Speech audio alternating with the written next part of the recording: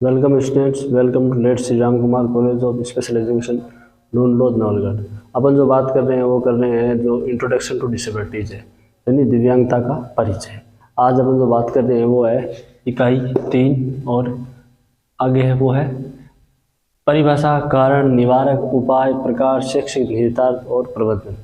यानी जो विकलांगताएं होती हैं उनकी परिभाषाएं, उनके कारण, उनके निवारक, उनके उपाय, उनके प्रकार, उनके शैक्षिक निहितार्थ क्या होता है और है उनका प्रबंधन है वो कैसे किया जाता है। ठीक है, तो इस बारे में अपन है वो आज बातचीत करेंगे। ठीक है, तो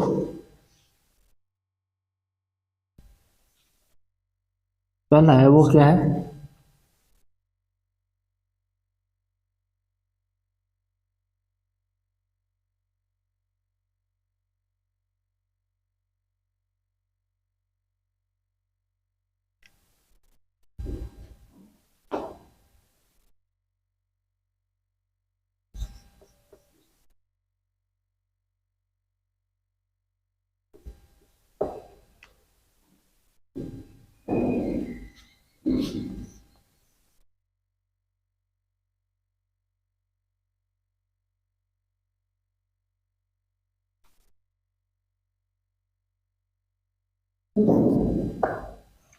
अपना तो पहला टॉपिक है वो है बौद्धिक क्षमता, वो मानसिक मंदता या फिर मानसिक विकलांगता। कोई कुछ भी कह दो, एक ही बात है। बौद्धिक क्षमता, मानसिक मंदता और मानसिक विकलांगता। ठीक है, तो ये है, इस पर अपन बातचीत करेंगे। मानसिक मंद या मानसिक विकलांग उस व्यक्ति को कहा जाता है जिसके मस्तिष्क का पूर्ण रूप से विकास नहीं हुआ हो तथा मस्तिष्क विकास अवरुद्ध दशा में हो। ऐसे व्यक्ति या बच्चे को सोचने, समझने, पढ़ने, लिखने में अन्य बच्चों व्यक्ति अपेक्षा कमजोर होते हैं।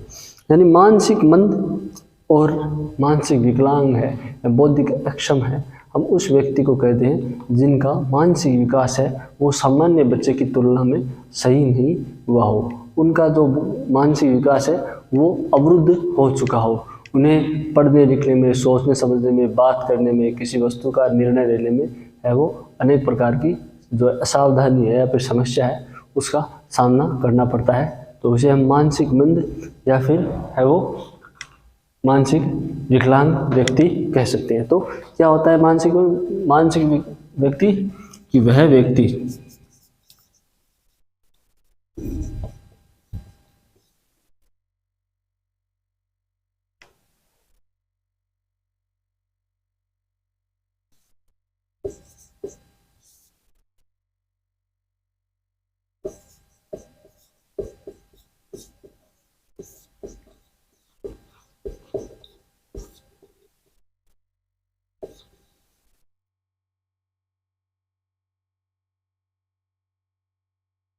वह व्यक्ति जिसका मानसिक विकास नहीं सही नहीं हुआ हो, हम उसे हैं वो मानसिक मंद या मानसिक विकलांग कह सकते हैं।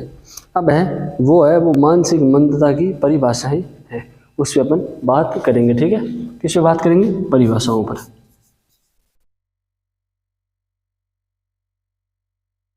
किस पे बात करेंगे अपन? परिभाषा पर। तो मानसिक मंदता की परिभाषाएं उनके लक्षणों, व्यवहार, एक क्षमताओं के आधार पर दी गई है। अब मानसिक मंदताओं की अलग अलग मानसिक मंदता है उसकी अलग अलग परिभाषाएं हैं। वो मानसिक परिभाषाएं हैं वो उनके व्यवहार, उनके लक्षण, उनकी जो क्षमता है उसके आधार पर वो अलग अलग दी गई है ना।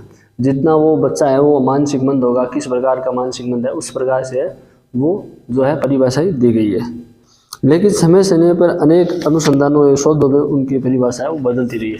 अब समय समय पर अलग अलग प्रकार के है वो जो शोध होते हैं, रिसर्च होती है इनके ऊपर, तो परिभाषाएं हैं वो बदलती रहती है। ठीक है, 1959 American association of mental disorder है, उसके अनुसार है वो मानसिक मंदता से तात्पर्य है कि औसत से कम सामान्य बौद्धिक कार्य प्रकृति से है जो विकास की अवधि के दौरान होता है तथा अनुकूल व्यवहार से शक्ति से जुड़ा होता है। मतलब जो अमेरिका है,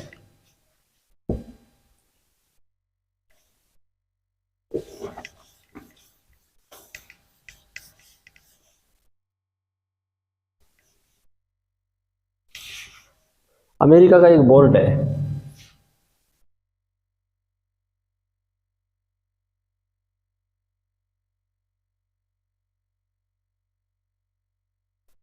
इसके अनुसार है अमेरिका एसोसिएशन ऑफ मेंटल डिफेंसरी, है ना। इसके अनुसार क्या दिया गया है भाई कि मानसिक मंदता से तात्पर्य है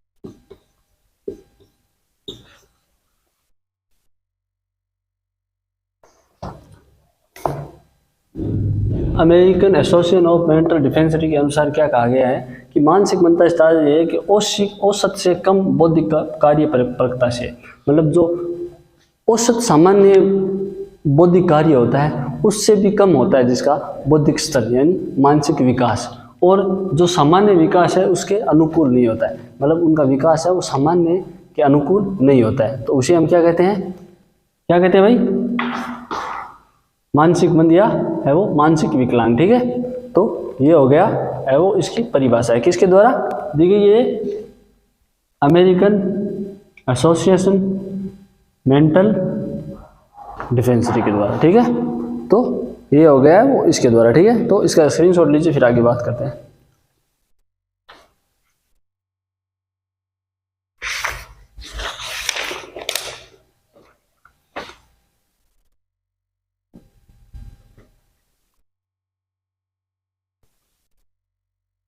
अब आगे है वो है कि कम सामान्य बौद्धिक कार्य परिपक्वता का तात्पर्य है कि 85 या उससे कम बुद्धि लब्धि विकास अवधि जन्म से 16 वर्ष तक आयु मानी जाती है। मतलब ये बौद्धिक क्षमता है उसका नीचा होना, मतलब जैसे सामान्य जो बुद्धि लब्धि है जो आईक्यू है वो 85 होता है। कितना होता है आईक्यू, आईक्यू कितना होता है सामान्य,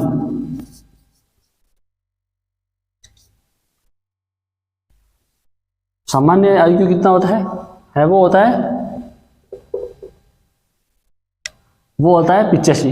अब जिस व्यक्ति की बुद्धि लब्धि 85 से कम हो उसे हम मानसिक मंद कह सकते हैं। ठीक है,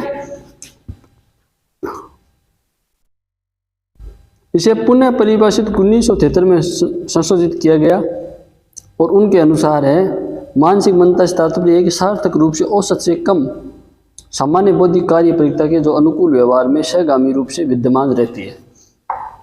मतलब कहने का मतलब यह है कि फिर उसे दोबारा परिभाषित किया गया, उसमें बताया गया कि मानसिक मंदता से तात्पर्य है कि सार्थक रूप से औसत से कम सामान्य बौद्धिक कार्य परिपक्वता, यानी अब दोबारा है वो उसे परिभाषित किया गया उस परिभाषा को, इस परिभाषा को, तो कहा गया कि जो सामान्य औसत से कम बौद्धिक परिपक्वता है, ठीक है, जो अनुकूल व्यवहार में कमी के सहगामी रूप में विद्यमान रहती है। जो व्यक्ति है वो अनुकूल व्यवहार नहीं कर पाता है, जो व्यक्ति है वो सामान्य लोगों के प्रति अनुकूल व्यवहार नहीं कर पाता, उनकी तरह सोच नहीं सकता है, उनकी तरह बोल नहीं सकता है, उनकी तरह पढ़ दिख नहीं सकता है, तो उसे हम क्या कहते हैं मानसिक मंद कहते हैं। ठीक है, इस परिभाषा में बुद्धि लब्धि है वो 70 से कम रखी गई थी।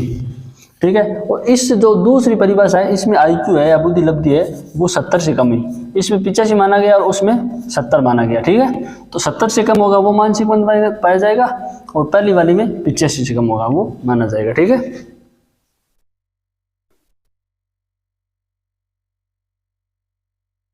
अब आगे बात करते हैं अपन।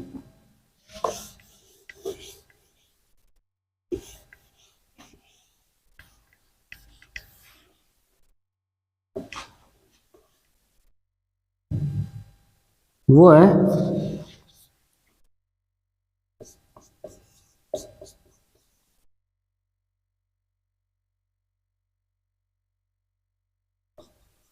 किसके अनुसार, AAMR के अनुसार। मानसिक मंदता से तात्पर्य है कि सार्थक रूप से औसत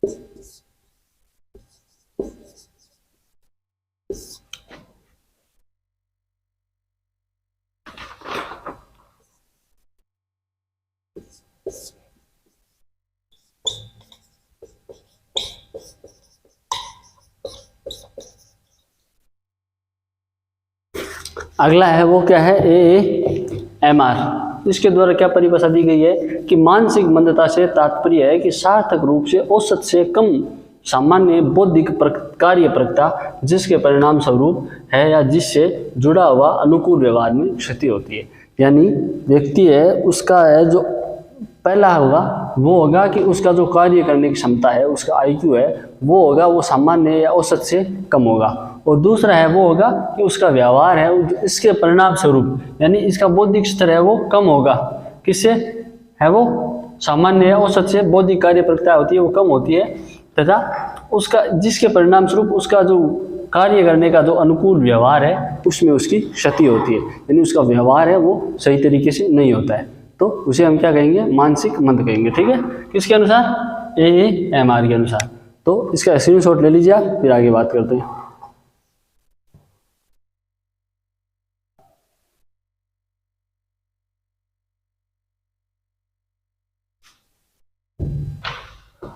ले लिया होगा।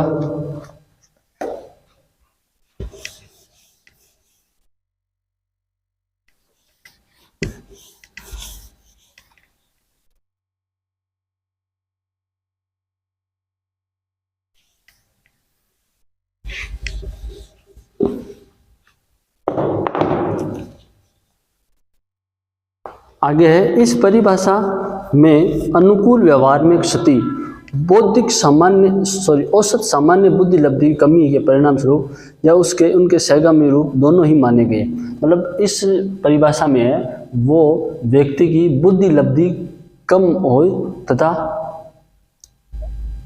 उससे है वो बुद्धि लब्धि कम हो तथा उनका जो जिसके परिणाम स्वरूप है उसका है जो क्षति है, उसके जो व्यवहार में क्षति है वो भी साथ में मानी गई है। विकास की अवधि को जन्म की जगह गर्भधारण से लेकर 18 वर्ष तक माना जाता है। विकास की अवधि है वो जन्म गर्भ से लेकर 18 वर्ष तक मानी जाती है। ठीक है, अब है वो आगे बात करते हैं अपन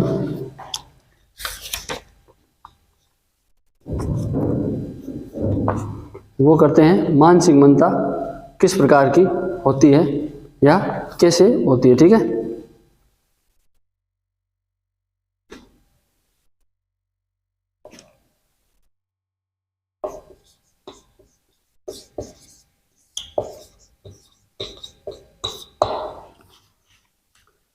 मानसिक विकलांगता वह विकलांगता है जिसकी विशेषताएं सीमित एवं सार्थक होती है।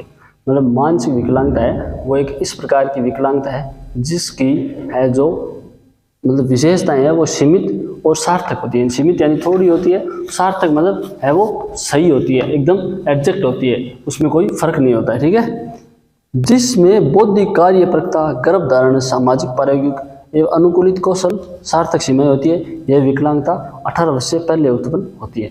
मतलब है जो मानसिक विकलांगता है वो है उसमें क्या होता है कि बच्चे का IQ लेवल है वो होता है वो सामान्य से नीचा होता है, उसका व्यवहार अनुकूल नहीं होता है, वो शिक्षा के स्तर में है वो पिछड़ा रहता है। ठीक है, उसकी सार्थक सीमाएं होती है। ठीक है, दूसरा है कि ये विकलांगता है वो 18 वर्ष से पहले उत्पन्न हो जाती है। कब हो जाती है? 18 वर्ष से पहले।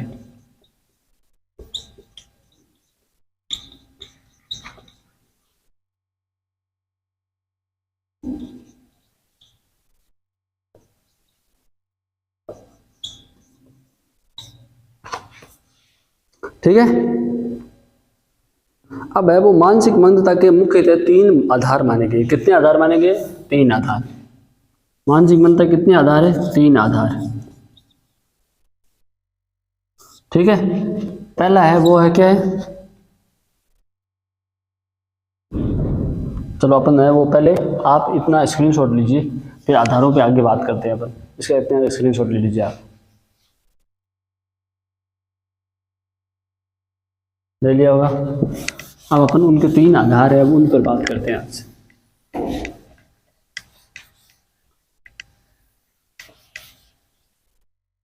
कितने हैं भाई? 3 आधार है।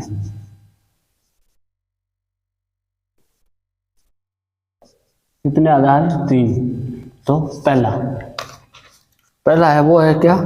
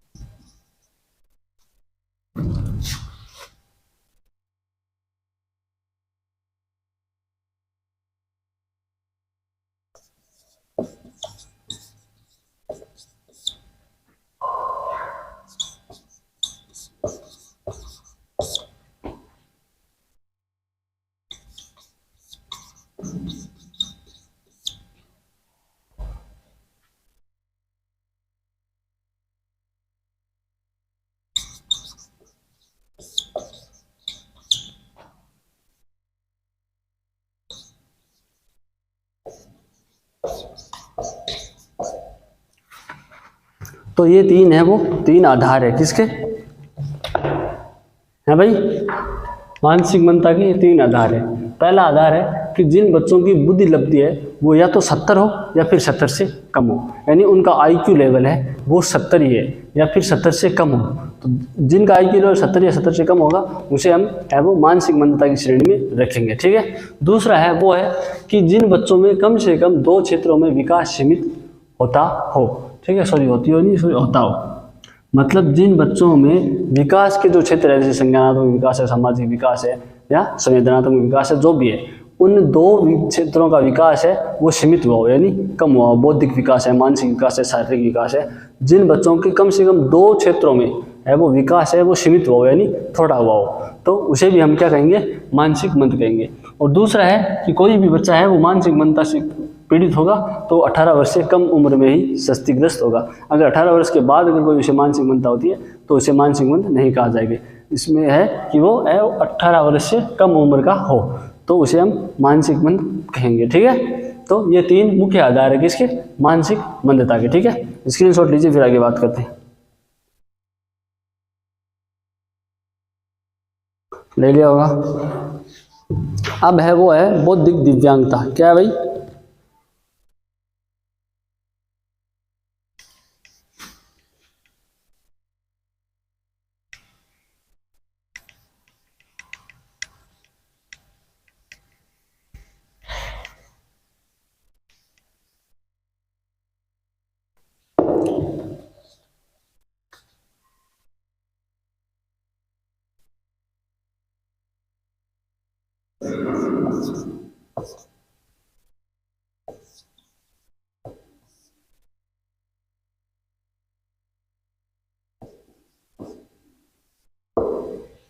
क्या है भाई, बौद्धिक दिव्यांगता। बौद्धिक दिव्यांगता क्या होती है, इसके बारे में अपन अब बात करेंगे। क्या होती है कि बौद्धिक दिव्यांगता में ऐसी स्थिति होती है जिसकी विशेषता बौद्धिक कार्य जैसे तार्किक, शिक्षण, समस्या समाधान और जो अनुकूल व्यवहार में महत्वपूर्ण रूप से कमी है, जिसके अंतर्गत सामाजिक और दैनिक व्यवहार की बात होती है। मतलब बौद्धिक दिव्यांगता है ऐसी स्थिति है जिसकी विशेषता है कि दोनों बौद्धिक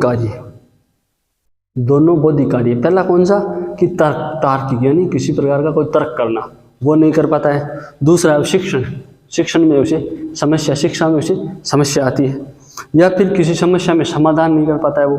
जैसे कोई भी उसे प्रकार किसी भी समस्या है तो जैसे बाहर नहीं जा सकता है, उसकी वो समस्या है तो उसका वो समाधान नहीं कर पाता है। शिक्षा वो सही तरीके से नहीं ले सकता है, और है वो विचारों में आदान प्रदान या तर्क वितर्क नहीं कर सकता है। ठीक है, तो पहला है ये। और दूसरा है वो अनुकूलन व्यवहार में महत्वपूर्ण रूप से कमी होनी। और दूसरा है अनुकूलन व्यवहार, यानी जो सामान्य बच्चा होता है या व्यक्ति होता है उसके साथ अनुकूल व्यवहार नहीं कर पाता है, वो पूर्ण तरीके से उसके साथ बातचीत नहीं कर पाता है, उसके पास सामंजस्य नहीं बिठा पाता है। ठीक है, जिसके अंतर्गत है वो दैनिक और सामाजिक व्यवहार आते हैं। दैनिक और सामाजिक व्यवहार मतलब जैसे हम जो दैनिक क्रिया करते हैं, दैनिक व्यवहार करते हैं, जैसे है वो खाना खाना है, जो सोना है, लेटना है, फ्रेश होना है, मंजन करना है, नहाना है, तो वो सही तरीके से नहीं कर पाता है। दूसरा है वो होता है सामाजिक व्यवहार। सामाजिक व्यवहार मतलब जैसे समाज के साथ व्यवहार, बाहर जाना, लोगों से मिलना, मंदिर जाना, या कोई अन्य सामाजिक जो व्यवहार होते हैं वो सही तरीके से वो व्यक्ति नहीं कर पाता है, तो हम उसे क्या कहते हैं, बौद्धिक दिव्यांग। क्या कहते हैं भाई, बौद्धिक दिव्यांग। ठीक है, क्या कहते हैं, बौद्धिक दिव्यांग। ठीक है,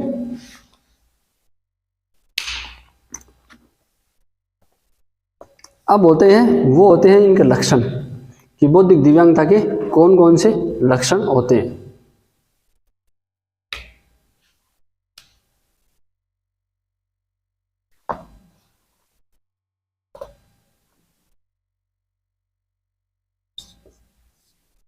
कौन कौन से लक्षण होते हैं। ठीक है, मंदबुद्धि बालकों में लक्षणों को अलग अलग रूपों में वर्गीकृत किया गया है। तो मानसिक मंद बच्चे हैं उनको, उनके जो लक्षण हैं उनको अलग अलग तरीके से है वो वर्गीकृत किया गया है। तो पहला लक्षण है वो होता है शारीरिक लक्षण।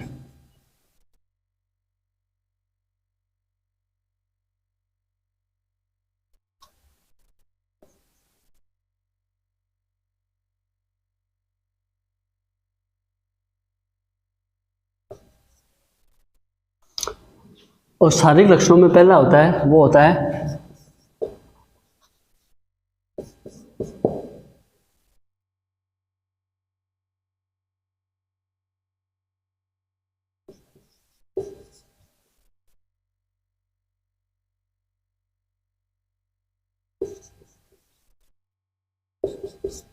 वो होता है माइक्रोसिफेली। क्या होता है भाई? पहले है वो बौद्धिक दिव्यांगता के लक्षण देखेंगे, और लक्षणों में शारीरिक लक्षण, और शारीरिक लक्षणों में पहला लक्षण है वो है माइक्रोसिफेली। ठीक है, माइक्रोसिफेली में क्या होता है कि संपूर्ण मस्तिष्क संबंधी विकृति के कारण मस्तिष्क में ऊतकों की कमी से कपाल या सिर के परिमाप में है वो वृद्धि ठीक से नहीं हो पाती है। यह पारिवारिक विशेष प्रकार की वंशानुगत भी हो सकती है। मतलब जो संपूर्ण जो मस्तिष्क की जो विकृति होती है, इसमें क्या होता है, माइक्रोसेफेली में संपूर्ण मस्तिष्क है उसकी विकृति होती है, और विकृति होने के कारण है वो व्यक्ति का जो शरीर का जो कपाल होता है या शरीर की जो आकृति होती है वो सामान्य से अलग होती है। अब जैसे अभी एक तो सामान्य व्यक्ति का है वो मतलब सर होता है, और जो मानसिक मंद होते हैं उनका सर होता है। मतलब जैसे या तो सर उनका ऐसे होगा, ठीक है, या फिर ऐसे होगा, है ना। तो वो सर की जो शेप है वो सही नहीं हो पाएगी, वो जो उनका सर है वो अलग तरीके का होगा, है। तो उनकी जो सर की जो मतलब विकृति है वो होगी, जिससे उनकी सर की जो परिमाप है, उनकी वृद्धि है वो सही तरीके से नहीं हो पाती है। किसमें? माइक्रोसिफेली में। ठीक है, यह एक पारिवारिक रिसेसिव प्रकार की है वो प्रकृति हो सकती है। मतलब जैसे वंशानुगत तरीके से भी हो सकता है। मतलब जैसे किसी परिवार में कोई व्यक्ति है वो मानसिक मंद है, ठीक है, तो उसका गुण है वो बच्चे में आ सकता है, तो ये वंशानुगत हो सकती है, यानी एक पीढ़ी से दूसरी पीढ़ी में आ सकती है। कौन सी? माइक्रोसिफेली। कौन सी? माइक्रोसिफेली। इसमें क्या होता है, अपन जो आसान शब्दों में बात करें तो क्या होता है भाई,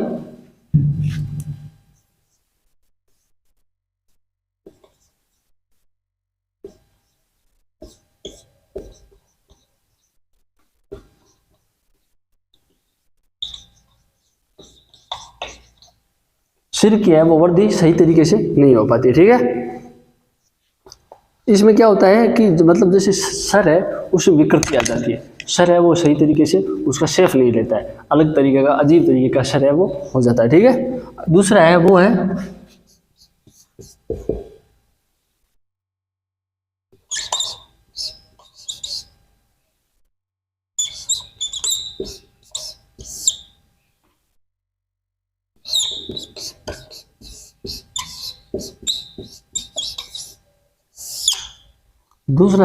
हाइड्रोसिफेली। इसमें क्या होता है कि सिर औसत से बड़ा होता है। क्या होता है भाई? सिर औसत से बड़ा होता है। ठीक है, जैसे मतलब उनका सिर है वो एक औसत व्यक्ति से वो बड़ा होता है। मतलब एक औसत व्यक्ति का सिर आपको पता है, नॉर्मल व्यक्ति का जो सिर है वो कैसा होता है। नॉर्मल व्यक्ति का सिर कैसा होता है? एकदम सही, मतलब न तो ज़्यादा छोटा होता है न बड़ा होता है। परंतु जो हाइड्रोसिफेली है इसमें है वो व्यक्ति का है वो सिर है वो औसत व्यक्ति से बड़ा होता है।